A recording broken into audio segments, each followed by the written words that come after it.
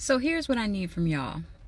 If you are hiring a lawyer, right, and you're working with an attorney, or if you've already hired one and you're working with one, and your attorney is adding fuel to the fire, making things extremely difficult for you to settle your case, giving you advice that is turning into more of a nightmare rather than bringing some resolve to what's going on, and is constantly just, egging you on and having you insist on things that are not reasonable and only right?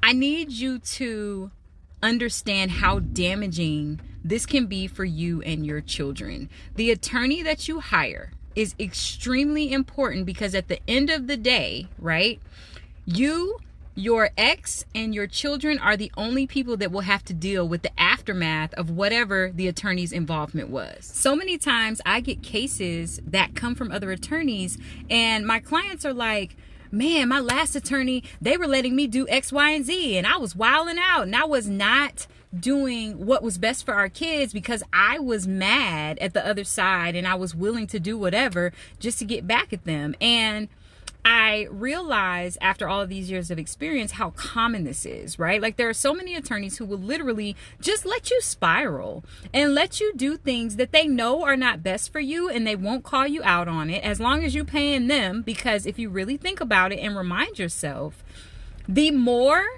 issues you have in your case, the more drama, the more mistakes you make, the more challenges that you bring up with the other side, the more your lawyer gets paid.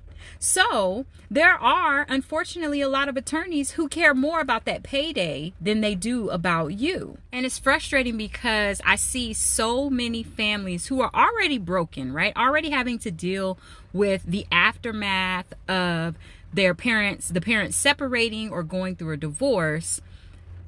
Parties who are already going through that, which is a battle in and of itself, have to deal with these attorneys that are taking action that is going to continue to destroy the little bit of a family unit that is left, right? And it allows people to behave in ways that completely thwart the possibility that you'll ever get to a place where you can peacefully co-parent your children, meaning your children will be growing up in drama and difficulty and frustration and anger and argument and conflict for their entire childhood, and then they're going to grow up and they're going to need therapy because of what you and the other parent put them through because you had an attorney not advising you accordingly. The idea of going to court, I'll see you in court, is cute in the moment when you are frustrated or you're stressed out, but at the end of the day, the more you go to court, the more you pay your lawyer, the more that you have to drag your children through the saga and the drama, especially when it should not even be that deep, right? A lot of times the circumstances that are centered in your separation from the other parent have very little to do with their relationship with with your children and your relationship with your children, but more so your relationship with each other, which is now over.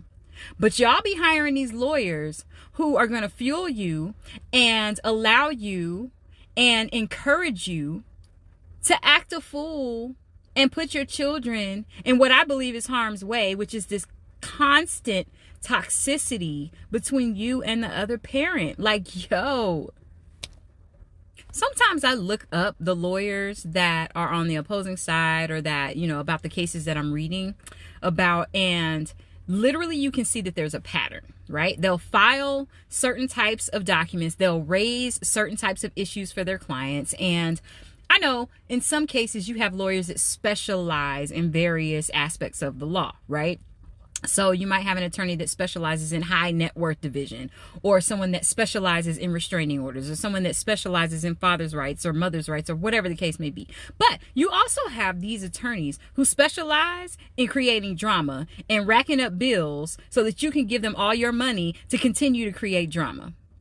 You have attorneys who file things that are frivolous, and they know it's frivolous at the time that they're filing and at the time that they're encouraging you to make up stories and to portray something as it's not. Also, they can get paid. And at the end of the day, as expressed by one of my favorite family law judges, the more you pay these attorneys, the less you have for your children and your family and yourself.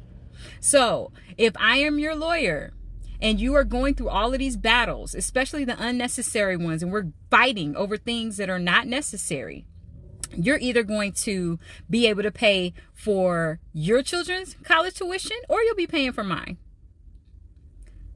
You will pay for your child's college tuition or you'll be paying for your lawyer's children's college tuition.